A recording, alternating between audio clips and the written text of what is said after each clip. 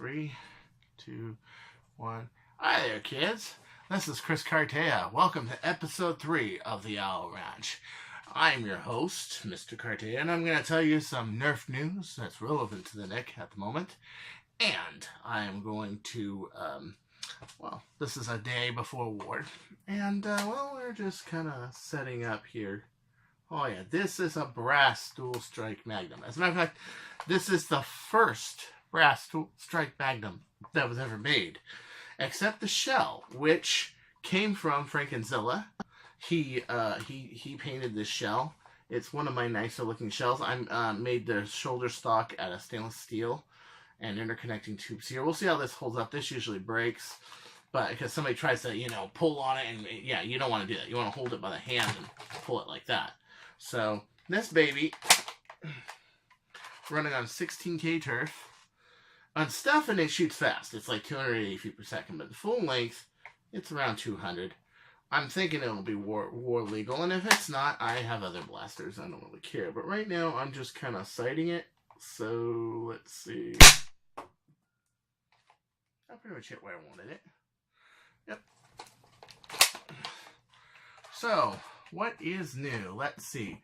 Tomorrow, we have the war. Kind of a little bit of a controversial war because of the fighting between Manhattan Beach and Riverside. But it ought to be good. It should be a pretty good first war. So I'm gonna shoot a full length through it right now. Yeah, not as powerful, you see. It's not anywhere near as powerful, but it's hitting on tits where I want it to shoot. So that's good. I don't have to adjust the sights on this. But I have all sorts of stuff to talk about. Oh yes, all sorts. And so it's going to be an interesting war. I want to see who shows up and what happens and what have you. And I haven't broken this baby out of mothballs in ages. But with this long barrel, I'm running at an 18 right now. With an 18-inch barrel, and I would say full-length darts, it's probably doing around 190, 200 with full lengths. Yeah, you see how that one just barely bounced back? Yeah, but it's shooting on the tits exactly where I want it. Good. This is set up. The other nice thing about a brass dual strike magnum is a heavy brass dual strike magnum is it still shoots megas. And in a lot of wars, I don't think this one, but a lot of wars, they count as one-hit kills. So check it out. So you got a mega. Oh, I about broke the head off that one. Doing 130 feet per second. That's pretty rad. Very cool. And the last one's always slowest. Doing around 110. Very nice. Very nice. Yeah, I haven't broken this thing out in a while. So this ought to be really cool. One thing that I did notice was a couple things. Reddit, they put up an article about Riverside and them complaining about the dart sweeps and losing, ammo. Well, first off, if you do a community bin, guys, don't steal freaking ammo and guns and stuff. I've seen so many leagues fall apart because of people with generously full pockets and taking off with other people's blasters. I know that was the demise last time there were California Wars. And a lot of people think, well, California Wars were non-existent for that. No, they weren't. No, they weren't. They were around from 2012 to about 2014, 2015, about 2014. And then they died off, and now they're coming back again. But I see a lot of the same problems with people stealing darts and people stealing blasters, things like that. And I just am saying, knock it off, guys. Seriously. You love this sport, be a sport, okay? I personally bring my own ammo. I am donating, with the exception of the megas, I'm donating all of this right here. The megas are mine. I'm not going to give those up. But, yeah. It's just that I really discourage that kind of behavior. And when I run a war personally, I like bring your own ammo. It's a good rule because when you bring your own ammo, you conserve your own ammo. You pick up other people's darts, not just your darts when you're picking up, unless you're really rushed for time. And always participate in the last dart sweep. Always, just do it. Okay, just do it. You know, you play, you have fun. You know, share the labor. You know, to me, it's a labor of love, personally. But to some people, they're cheap. Call your shots, too. I freaking hate...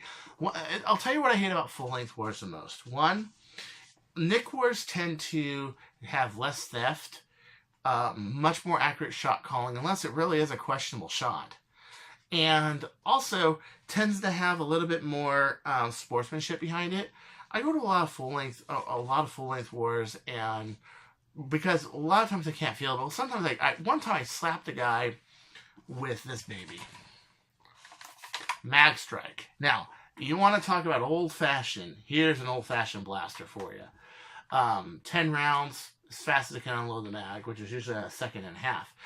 Well, I had hit this guy, he had a Nemesis, I had this, and I hit him with 8 of the 10. I'm not going to say who it is, because quite frankly, it's one of those no-namers I don't really know. I hit him with 8 out of 10 darts. Oh, you didn't hit me. What? You know what I mean? And when that happens, it just creates all sorts of bad animosity and everything, you know. And I don't like that. 15, 14, 15, 16, 17, 18, 19, 20. Yeah. And that's one thing too, is the dart theft and the theft of blasters. One time Basic Nerf gave me a recon for Christmas, and then I put in a stage 1 and 2 Orange Modworks metal kit, and somebody stole it. Just sitting around, somebody stole it. So what I usually do is I'll go to a meet and I'll lock all my blasters in my car. That way, nobody can just go by and say, that's a nice looking Mag Strike. I can't afford it, but I'm going to take it anyway. You know what I mean? It's kind of, yeah. You know, unless it's stuff that I'm playing with very actively, I won't break it out. You know, I'll just leave it in the car. Or I'll just walk to my car between rounds. It's no big deal. And if anybody forgets about the carnage of a Mag Strike, long before you had, you know, you had lipos and rapid fire kits, that's just bitching. And of course, when you have like multiple magazines, like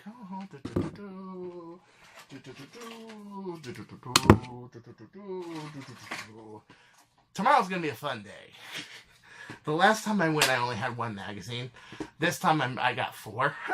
So this ought to be an interesting battle, to say the least.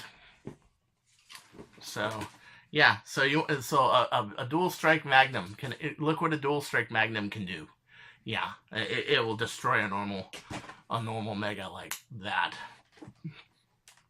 So anyway, what else is on my mind? Oh, speaking of vintage blasters, pretty interesting.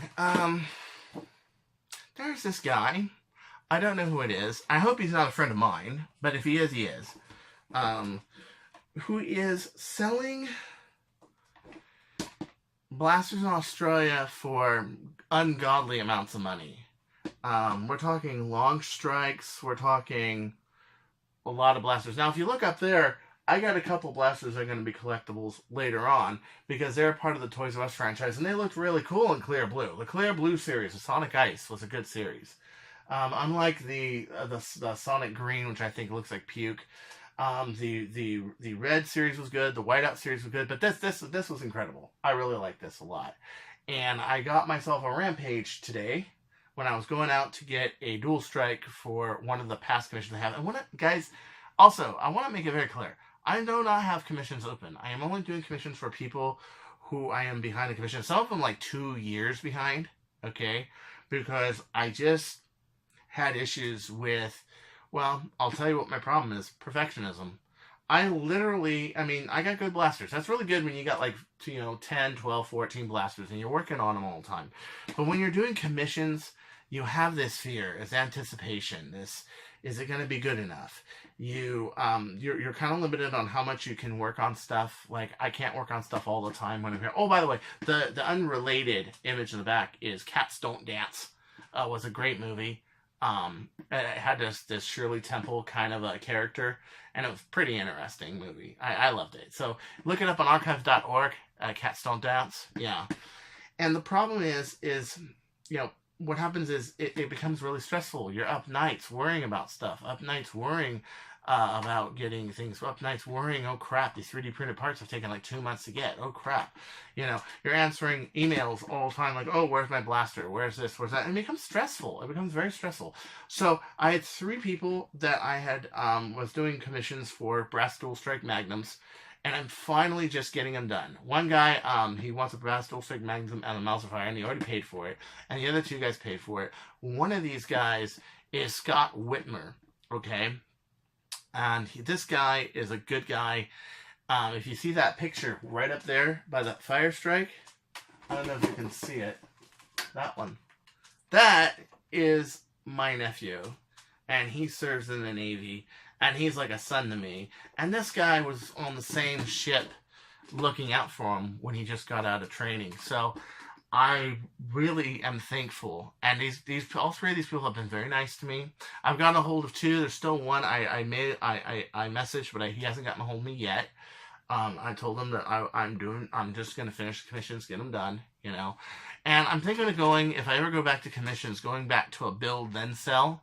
It sounds really good being able to do custom stuff and this and that, but sometimes getting stuff going is hard, you know, where people insist, oh yeah, you can erase the paint with rubbing alcohol, stuff like that, you know, and it's like you try it and it doesn't work, and then, yeah, it becomes very stressful. You're not making a lot of money on commissions, because, you know, Nerf is very price controlled in a lot of ways, and I like to make them because I like to it kind of shows off my work, and it's great work, but that's perfectionism can be too far. Like, for example, when I was doing the Chronomag commission I'm doing for that guy in the Navy, okay, this is the breach right here. Look how perfect it is. And I mean perfect. In every way, perfect. I mean, if I sit here and I put a dart here, come on, pusher. I have kind of neurotic hands, and I go like this, and it will just load it in perfectly. And because it has so much wax in it, even though it's pretty tight film, yeah, I mean, this thing feeds like a charm. This is what's used in the Mauser fire and the Chronomag, is a breech like this, except this is a Chronomag barrel. You can tell by how long it is. It has yet to have the other 9/16 put on here. So and this is the kind of volume you need to express a Chronomagnum, because you have 72 cc's of air. I'm going to run 18K, and I'm going to get this done hopefully middle of this month, end of this month, maybe the second to last week of May, I'm hoping. But I got delayed when I had to order some brass, and I thought I could get it done with the brass I had, and I couldn't. And then that took 2 weeks to get here and stuff. But at any rate, I'm making do of the commissions I have. And I have some sharp fire commissions too that I got to do, but I can only do so much at a time. So I'm scheduling everybody to just get everybody done. And hopefully by the end of the summer, I'm done. Okay. And once that happens, I'm actually really happy to get these done. It's going to be a huge weight off my shoulders. Just huge. Okay. So that's what's going on with commissions. It's not that I'm opening up commissions. It's that I got in over my head on commissions. I have this problem with perfectionism.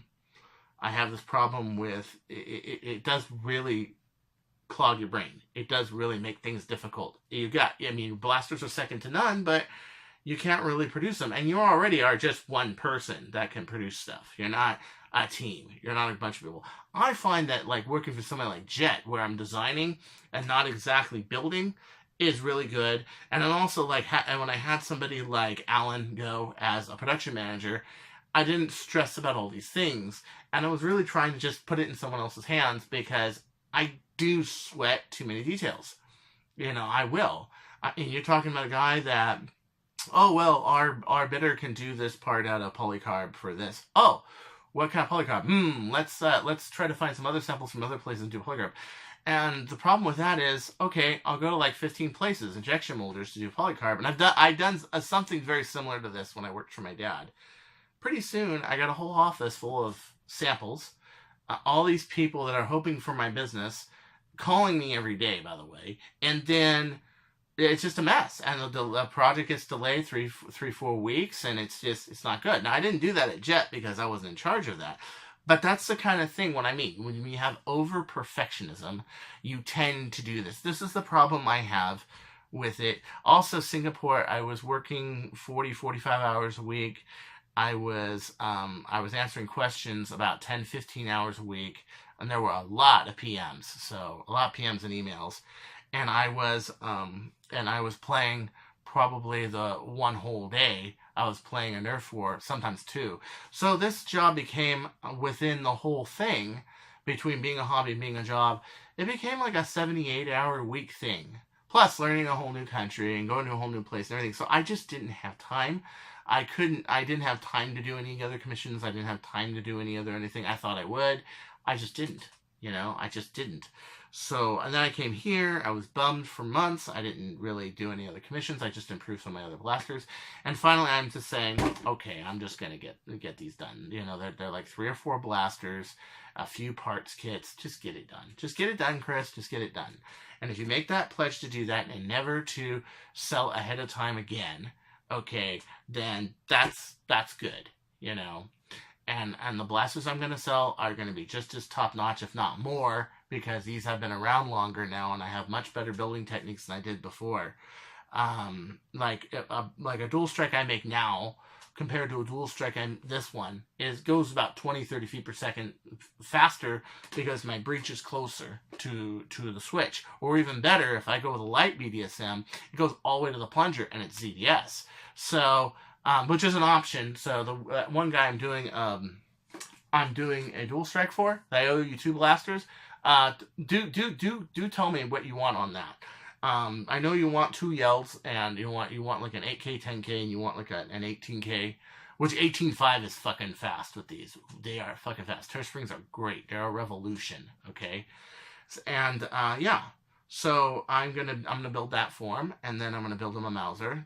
Probably next month or next month and a half or so. It takes a while to build a Mauser. Mausers are kind of hard, but then after that, I'm gonna try to get some other stuff done, and I'm gonna work on it. But I had talked to my psychologist about this, and it is indeed. He says this is an over-perfectionist problem that you have. That you're so good, you feel so much pressure to be the best, you feel so much pressure to do that, you don't want to slack off, and so you build up so much pressure and anticipation that it's become very difficult. Now, I'm starting to subscribe to that theory, and normally I don't subscribe to what a shriek tells me, okay, but this time, you know what, yeah, I see it, I've read about it online, I see it, So it's not their fault. The people that bought commissions have been extra super nice, extra super sweet. One of those guys watched over this man's eye like an angel. And I really do want to do that. But I can't build unless I can promise that I can deliver. And I'm not going to build unless I can promise to deliver. And I'm going to do it. So I'm saying it out in public. This is the problem I'm having. If you ever wonder why I say I don't do commissions, I got in over my head. That's the story, okay? I know a lot of people are hoping, when are you going to do commissions? When are you going to do commissions? Last month, I had 229 requests to do commissions, both in the nick and out of the nick. Not a joke, okay? Over Facebook, over email, some of my other friends. One of my friends wants me to do it again so I can help him out with his comic company, which I originally sold through him. I originally sold the R-Spec Ret and the R-Spec Fire Strike, and he was doing them through eBay, so you have to have them ahead of time. So I would sell them to him, and then he would sell them. Okay, that might work. We got two middlemen here at that point, maybe, or maybe we'll share whatever, but. Yeah, that might work. So I am thinking about it. I'm thinking about options. Even if I go to work for somebody else, I'm thinking about, offering my blasters. Because they are killer. I mean, a lot of people really love them. But anyway, let's get back to what I was talking about, which was this guy. I mean, charging a fortune for... We saw a Doomlands Doominator for, what was it, 370 Australian? Wow. I got a picture right here. that basically shows that one in Toys R Us for $39 plus 20% off. So you can still find these in Toys R Us, just like I found the Blue Rampage, Sonic Blue Rampage. I found that for out the door after tax, $41. Yes, it's more expensive, but those are going to go for some money. And even if they don't, I want them. It's a souvenir. The whole exclusive by Toys R Us thing is like Enron written on it. And who doesn't like the Enron sign? About the only good thing about Enron, right? Yeah. Boom Tendo making strides. He did that open up clip, like I said, and now he's going to make a breach. That ought to be really interesting. It'd be really interesting if he gets this done by Armageddon. Orange Modworks making some pretty good, did some improvements on their breach. This one won't have the flex. I think that's a good looking project. Be really interesting to see if somebody can really make a breach, high power long shot breach, with the size constraints you have at SLA. I mean, that's an engineered challenge if I ever heard one. That's going to be interesting. That's going to be interesting because if you can and you just build it heavy duty, I mean, that's pretty rad, you know? So, at any rate, this is Chris Cartea. This is the Nerf news for the week. Yes, I am working on breaches. I got some 9/16ths today. I had to order some 1732, so last time they told me it was going to take a week to get some brand new 1732 to do this. Okay, and it wasn't the nicest looking brass on the outside, and I gave it a bunch of coats of wax and everything, but it was still, you know, obviously sat in a warehouse for a while. This time, you know, I'm hoping it's sooner, but yeah, probably 2 weeks. You gotta remember, you do commissions, you have to order stuff too. It just takes time. A lot of people want me back, I know, but I really have to get what I promised done first. I gotta do that. They are my first priority. So, at any rate, don't you go changing. The war is Manhattan Beach, Pollywog Park, 11 a.m. tomorrow, Saturday, the 28th. If you go, I would really love to see you there. I think OC Nerf is showing up later. I'm showing up. I'll probably be there, or fashionably late, because I'm driving all the way from Santa Clarita. And it's going to be, I think it's going to be a pretty good game. It's in a great park, great location. It's by the beach, great air. So, if I see you there, give me a wave, say hello, you know. If not, I guess I'll see you on the other side. Don't you go changing, or I'll beat you with this piece of brass. Oh, even better. I'll beat you with this piece of stainless steel. And now, a word from our sponsor.